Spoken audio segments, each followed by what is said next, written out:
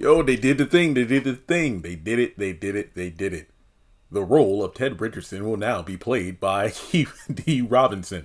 Okay, that was cool. Look, I know that this is the first time I'm hearing this ever. In all those years of soap opera, this is my first time. Like, wow, they did the thing.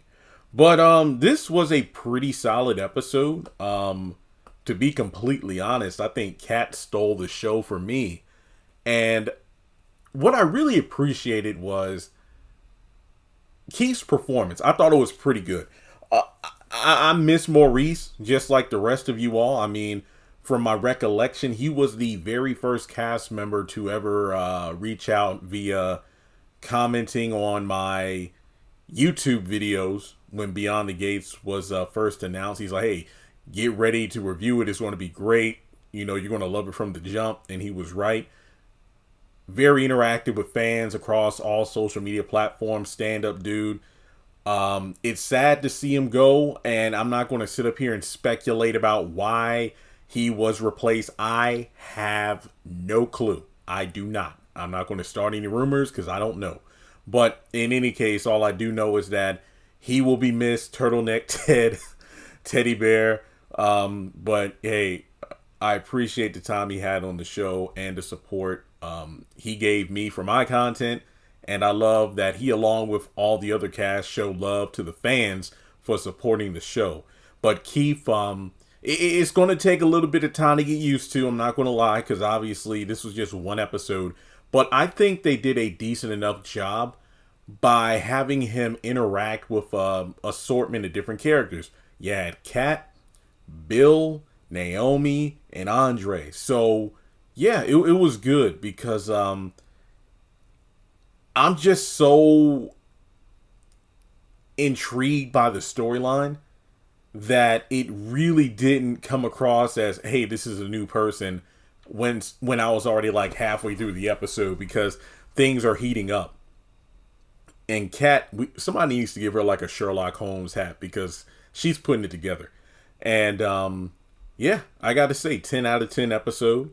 Definitely a step up from episode 52. And yeah, I want to try to get this review out, way quicker than I did yesterday's episode. But before moving forward, please take a moment to hit like and subscribe. And let's get into it. So we'll get the Ashley and Derek stuff out of the way first, folks. I don't think their relationship is going to last much longer. I honestly don't, because they are going through growing pains, to say the least. I ain't gonna hold you. Part of me feels like the only reason Ashley agreed for Derek to move in was to prove to herself that she has zero feelings for Andre and that she's in love with Derek. Because, yeah, having OCD tendencies and whatnot is one thing, but the tension of as soon as one of us comes through the door, what used to be admiration and love has now just been awkward energy. And Derek is, walking around on eggshells because apparently they had a rough night, couldn't sleep, tossing and turning. And he's walking on eggshells, and they pretty much get up and he's like, well, you want me to make breakfast? Oh, actually, me and Naomi are going to do breakfast. Well, okay, since you got a late shift, how about I grab a shower and go out somewhere and, just get breakfast or something.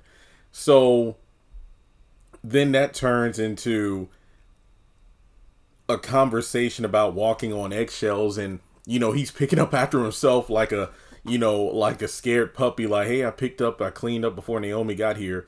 Wait, so is this how you were when you were living with the guys, just throwing your clothes wherever? And it's like, look, I pick up my stuff. It's just that after I work a 12-hour shift and I throw my stuff on the floor, I'll get to it when I get to it. But obviously that's not how Ashley operates. So yeah, trouble in paradise. So later on, when Naomi actually comes back from the diner, because her and Chelsea meet up for a little bit. I forgot that Chelsea's taller than Naomi. I thought that was kind of funny in a cute way, because it's like the younger sibling being taller than the oldest one. But they pretty much chat over the drama, and it's like, yeah, I got breakfast with Ashley. Oh yeah, you're going to fill her in on all the Dupree drama? Nope. Given that her mom is friends with Mona and Mona works for Aunt Nicole, it's safe to assume Ashley already knows everything that's been going on. So from there, they are still discussing the matter of their own dad, like whether or not what that crazy Leslie said was true about the threats he made. Did he really do it or not? Because after I sent him that text, he pretty much just said, in not so many words, you should know better than to believe someone like her.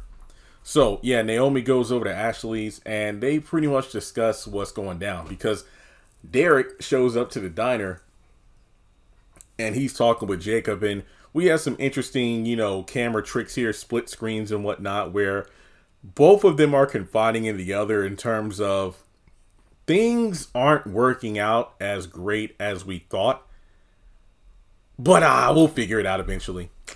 Nope, they won't. They won't.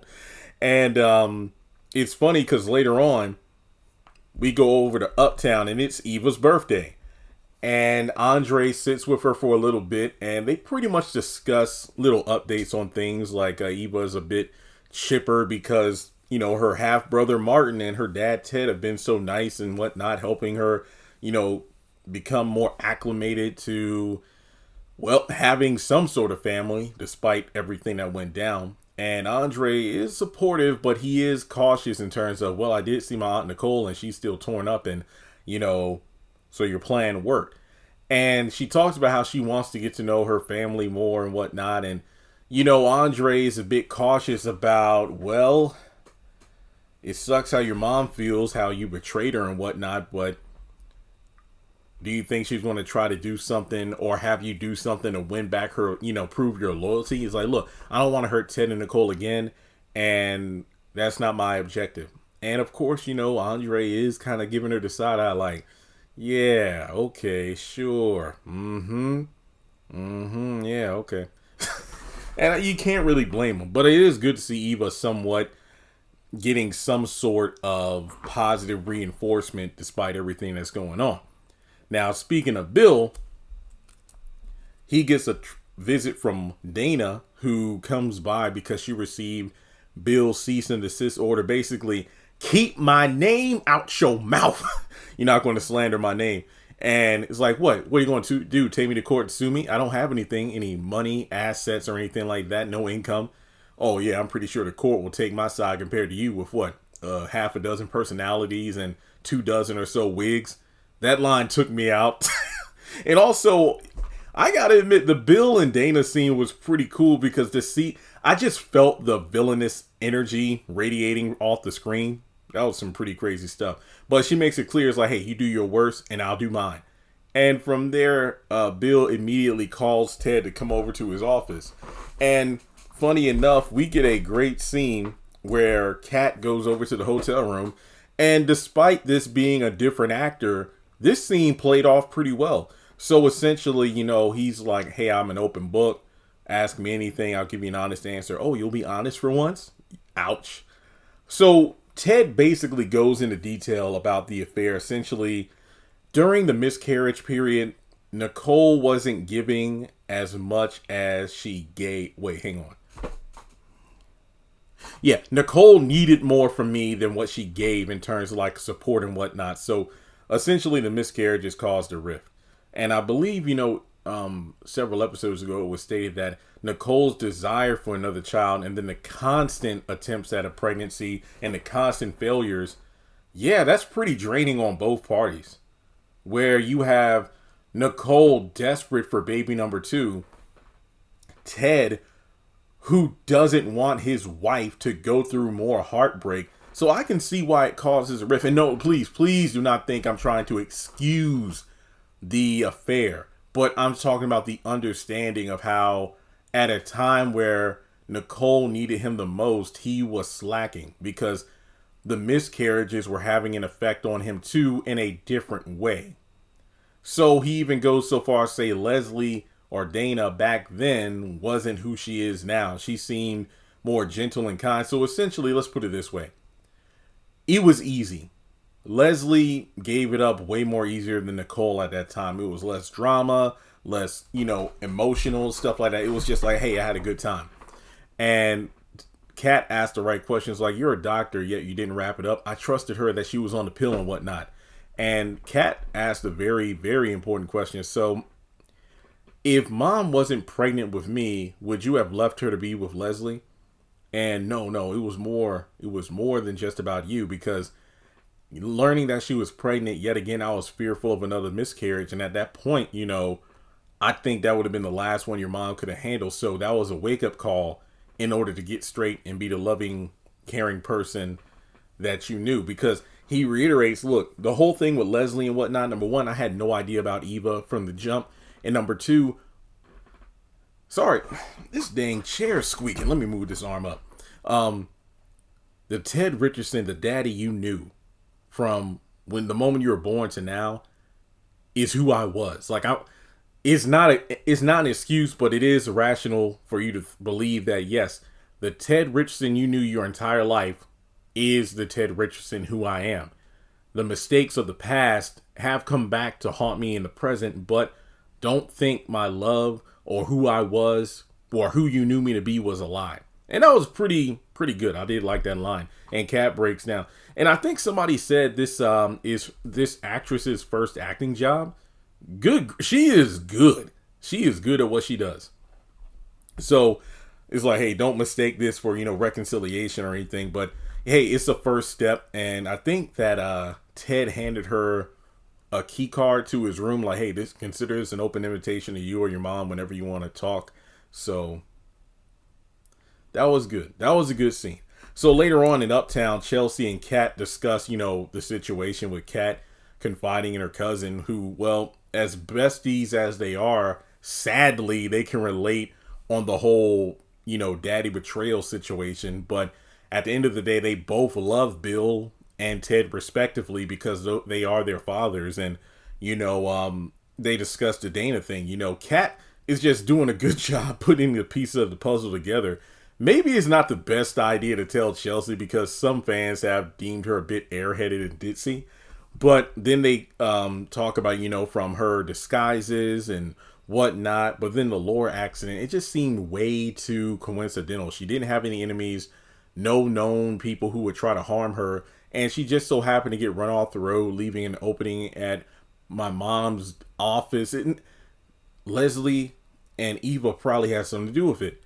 And then from there, Kat jumps up and then rushes to her dad's hotel room to try to warn him about what's going down. Now, going back to Bill's office, Ted shows up after he gets the call. And essentially he's asking, so what steps have you taken to neutralize Leslie? Nothing. I've just been staying away from her. No contact, not even thinking about her. I'm taking your advice. No, the best advice is to squash a plan before it even starts, or a threat before it even becomes a threat. But look, all I'm saying is, man, don't underestimate her. And in the midst of their conversation, because she's unhinged, that's when he brings up the fact that you could sue her for defamation because she told me she has no income, yet she has that apartment and whatnot. So what? She blackmail you? Yeah, for $50K. See, there you go, right there. And then from there, that's when Naomi steps in and confronts her dad about the whole situation of the threats. And he's like, well, hey, ask Ted. He's right here. Well, actually, I wasn't a witness to what went down during the conversation between your dad and Dana. But what I do know is that if I thought your dad was capable of the threats that Leslie claims he made, I wouldn't have went to him with the situation in the first place. Naomi's like, yeah, I don't really buy that. Okay, I'm out. So after that, we go over to the diner because after Andre had left Eva at Uptown, she gets a text from her mom to come to the diner to see her. And she's thinking that, oh, this is my birthday. She probably wants to celebrate with me or something. But no, she shows her daughter Bill's paperwork for the cease and desist. So since you're close to your daddy, maybe you could butter him up and tell him to tell Bill to kind of back off. And wait, so this isn't about my birthday? Little girl, we celebrated a few days ago before you betrayed me. Well, no, I'm not going to help you. And the cease and desist paperwork is the least of your worries. What's that supposed to mean? Well, Mom, think about it this way. If the family kind of, calms down from the chaos you created at the party, maybe they'll start to realize and piece together things like I did, that you might have been the person responsible for running Laura off the road. And if that's the case, attempted murder, criminal charges, whoopsie daisy, forget you then, little girl. Oh, and happy birthday. So yeah, Leslie is a piece of work. If I were Kat, I wouldn't have even gone to the diner. I would have been like, look, you kicked me out. You blew up at me in front of everybody at the diner. We're done. So that's it. I wouldn't have went to her at all. But sadly, her moment of arrogance, sticking it to her mom, probably started moving the cogs in her brain of, maybe I might divert attention away from myself by making it seem like Kat was the one that ran Laura off the road. Ruh-roh. Now, from there, we go over to the hospital briefly. And Andre and Ashley have a scene together for the first time. And is this the first time they've had a scene together since Derek invited him over to the apartment for dinner? At least I think so. It's been a while. But the thing is, and the funny part is, Ashley was smiling basically throughout this entire scene up until the point where Andre asked about Derek, because they're just catching up. Hey, it's been a while, so what's been going on? Oh, well, ever since the elevator baby, I've had so much more experience with deliveries and, in the ER room for surgeries. Oh, yeah, I'm not about that life. Yeah, rumor has it you were kind of wheezy and shaking after only a few seconds of filming in there. Hey, whoever started that rumor is going to pay. And so he's like, well, yeah, so how things with you and Derek? And, oh, yeah, he's fine. He just moved in. Oh, you could tell Andre is like, oh gosh. Well, that's a big step. Congratulations. How's that process been? Oh, it's fine. So, yeah, all I'm saying is Ashley was showing all of her teeth when she was with Andre. Yet compare that to how she's looked with Derek ever since he moved in. It is night and day. All right. Now, from there, Derek actually shows up later with a little stuffed animal apologizing for the tension this morning. But essentially, he's come up with a bit of a compromise or solution because of how awkward things have been. And, Ashley's like, yeah, this is my first big girl place and I like my stuff in a certain way. And it's like, well, yeah, that's because it's your place. And even though I moved in, it's still your place. So we're both working adults. We both have 2 salaries. So why not kind of pull our resources together and get a new spot that has more space? It doesn't have to be huge or anything, but heck, maybe instead of an apartment, maybe we can get like a little house with a yard or something. That way we'll have more space. We're not walking over each other, that kind of thing. But she's kind of ducking and dodging the conversation because she's like, this isn't the kind of conversation to have right now. I'm actually busy. So can we talk about this another time? And it's funny because 1 minute they're taking that compatibility test and what happened to being mortgage material. Ashley, she doesn't want to do it. It's too big of a step. And I think at some point, Derek's probably just going to move out, either go back in with his guys or get his own place because they're not going to make it. They're not. Because as much as Derek is walking on eggshells, trying not to set off an Ashley anger explosion, she is dancing around the idea of, I don't know. Derek, I don't know. So I don't really know how things are going to play between the two. Now, from there, Naomi is in the hospital. She stops by to see June and gives her back the picture she dropped at the diner. It's a very old and tattered photo, but apparently there are a couple of kids, and she doesn't recognize them, but she does say that, oh, this picture just makes me happy. And Jacob comes in, to check on her too, and she's like, before he comes in, so where's that fine cop? That's my husband. Oh, okay. Because she's like, I don't know, maybe I'll milk this pneumonia thing for as long as I can because this hospital is really nice. And this is the first time we've seen her relatively, calm and sweet. But sad to say, it's when she's in the hospital like this. Now, from there, Andre meets up with his uncle at the diner because it's like, look, I had to get from behind the gates to, breathe. It's only been like half the day, but a lot of stuff has gone down from meeting with Kat and talking to just a lot going on.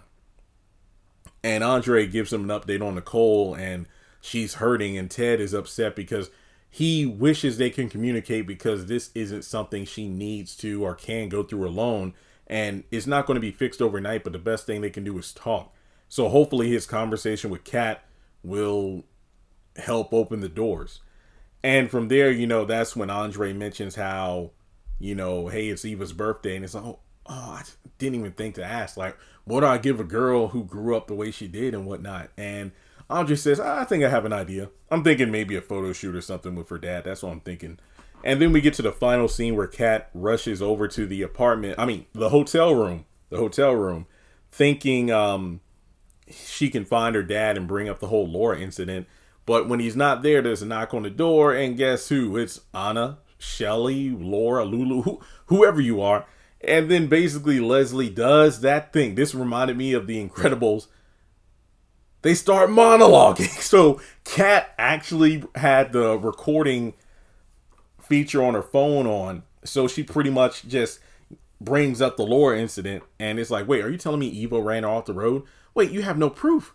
And even if you did, why would I incriminate myself or throw my daughter under the bus to make it seem like she was the one that did it? So yeah, and I love this scene because they really ratchet up the tension by doing close up on their eyes, and they do a great job of emoting with their eyes, from Leslie's cutthroat glares to, Kat's eyes welling up with tears because she's like trying to wrap her mind about, what she's being told. And when Leslie thinks she has the upper hand, she leaves, and then that's when Kat's like, gotcha. I honestly thought she was going to go, gotcha, bitch. So that was it. And it's a shame because now I'm thinking Leslie was setting up Kat to think Eva did it, thinking like, wait, are you saying Eva was the one that did it? Well, think about it a bit. I mean, you've been right. You're right about that as much as you have about everything else. And I fear that Kat being right about Eva the first time and nobody believing her means that even if she's wrong about Eva now and brings it up to everybody's attention, they're going to be like, Eva, you did this? And she's dead wrong. So, oh boy, this is going to be interesting. So yeah, folks, this was a solid episode. Like and subscribe, and I'll catch you in the next one.